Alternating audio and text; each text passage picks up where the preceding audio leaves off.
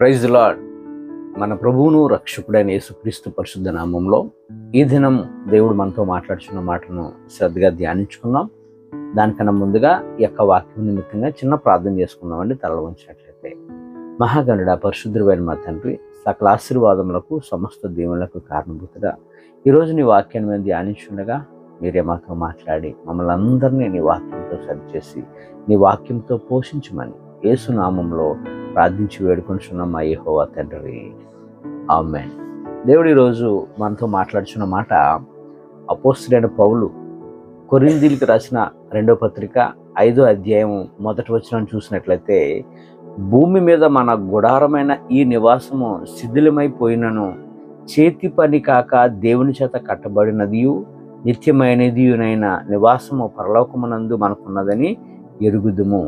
అంటే ఇక్కడ ఈ మాట ప్రకారంగా మనం తీసుకున్నట్లయితే, మనకు ఈ భూమి మీద ఉన్నటువంటి గుడారాలు అంటే మన చేతి పనితో మనం కట్టుకున్న ఈ ఇల్లు ఏది కూడా శాశ్వతము కాదు.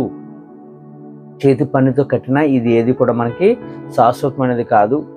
ఒక విధంగా అంటారు కదా, పిండికి తగ్గ రొట్టె అంటారు చూసారా. మనం ఎంత డబ్బు ఉన్నప్పటికీ కూడా, ఎంత మంచి మ్యాన్షన్ కట్టుకున్నప్పటికీ కూడా అది ఏది కూడా శాశ్వతం కాదు. మనీ ఉంటుంది, మనం కట్టుకుంటాం, కానీ అది ఈ రోజు ఉండొచ్చు, రేపు ఉండకపోవచ్చు. అది ఏది కూడా శాశ్వతమైనది కాదు. కానీ పరలోకములో మన కొరకు కట్టబడినది ఒకటి ఉంది, అది శాశ్వతమైనది. అది కంటికి కనిపించదు. శాశ్వతమైనది మన కంటికి కనబడదు.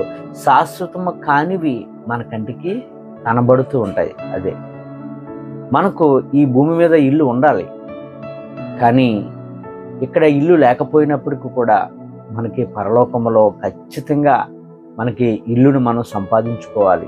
అది సంపాదించుకోవాలంటే మనం ఇక్కడ మనం దానికి తగ్గ కృషి చేయాలి, దానికి తగ్గ పని చేయాలి. అంటే సత్క్రియలు అనే ధనమును మనం ఇక్కడ సంపాదించుకోవాలి. అప్పుడే మనకు పరలోకంలో ఆ యొక్క ఇల్లును మనం సంపాదించుకోగలం. ఇక్కడ చాలా ప్రయాసపడతాం, చాలా ఇబ్బందులు పడతాం, అది చేస్తాం, ఇది చేస్తాం, చాలా టెన్షన్ పడతాం, ఈ ఇల్లు కట్టుకుంటాం. ఇల్లు ఉండాలి, నేను కాదనట్లేదు, కానీ ఆ ప్రయాసము ఆ పరలోకము దాని మీద మనం పెడితే మనము శాశ్వతమైన ఇల్లును మనం సంపాదించుకున్న వాళ్ళం అవుతాం. ఇది ఎంతకాలమో మనకి 70-80 సంవత్సరములు అంతే తప్ప ఈ ఇంటిని మనం అనుభవించలేము. కానీ మనం మరణము తర్వాత మనకి జీవం ఉన్నదనే సత్యాన్ని మనం మర్చిపోవద్దు. ఆ ఇంటి కొరకు మనం ప్రయాసపడాలి. ఇక్కడ మనం సంపాదించిందంతా కూడా చాలా టెన్షన్స్తో ఉంటుంది.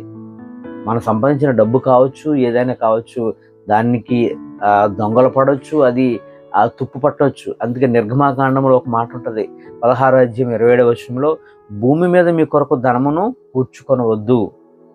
ఇక్కడ చిమ్మటయు తుప్పును తినివేయను, దొంగలు కన్నవేసి దొంగిలెదరు.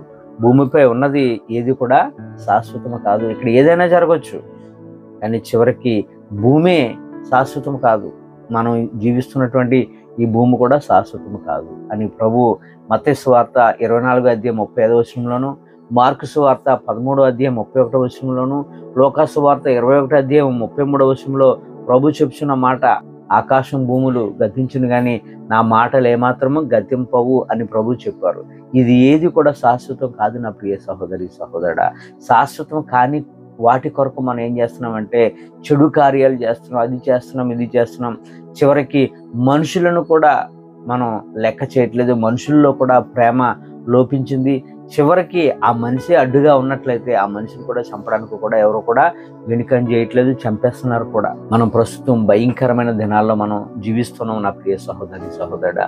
యేసు ప్రభు దగ్గరికి ఒక వ్యక్తి వచ్చి, అయినా నేను వెంబడిస్తాను, నువ్వు ఎక్కడికి వెళ్తున్నప్పటికీ కూడా నేను నీతో పాటు నేను ఫాలో అవుతానంటే, యేసు ప్రభు వారు అతనికి ఇచ్చిన అడ్రస్ చూస్తే బుర్ర తిరిగిపోయింది అతనికి. ఏమన్నాడంటే యేసు ప్రభు వారు లూకా సువార్త 9వ అధ్యాయము 58వ వచనంలో, నక్కలకు బొరియలను ఆకాశ పక్షులకు నివాసములు కలవగాని మనుష్య కుమారుడు తలవాల్చుకున్నటకు స్థలము లేదని అతనితో చెప్పాను. నక్కలకున్న స్థలాలు ఉండడానికి, ఆకాశ పక్షులకు గూళ్ళు ఉన్నాయి, కానీ ఈ మనుష్య కుమారుడు తలవాల్చుకోవడానికి స్థలము లేదని క్లియర్గా చెప్పాడు.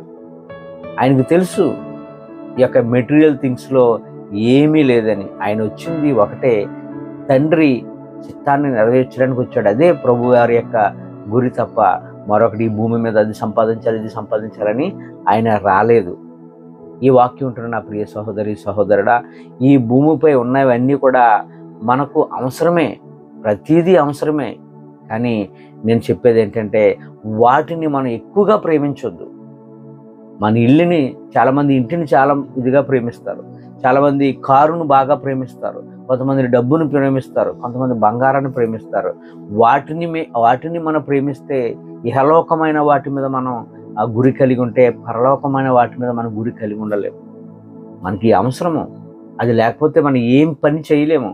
కానీ వాటిని మనం ఏలే విధంగా ఉండాలి అంతే తప్ప అవి మనల్ని ఏలే విధంగా ఉంటే మనం వాటికి బానిసమైపోతామనే సత్యాన్ని మర్చిపోవద్దు. మనం పరలోక సంబంధమైన వాటి మీద గురి కలిగి ఉందాం. ఇహలోకమైన వాటి మీద మనం ఆశ పెట్టుకోవద్దు. ఏది కూడా శాశ్వతమే కాదు, అవసరము. అవి ఎంతవరకు మనకి అంతవరకే దాని మీద మనం మైండ్ పెట్టాలి తప్ప అతిగా ప్రేమించామంటే అదొక విగ్రహం అయిపోతుంది. కాబట్టి ఈ సత్యాన్ని మీరు జ్ఞాపకం పెట్టుకోవాల్సిందిగా కోరుచున్నాను. ఈ మాటలు దేవుడు మన అందరి జీవితంలో నెరవేర్చును గాక. ఆమేన్. God bless you.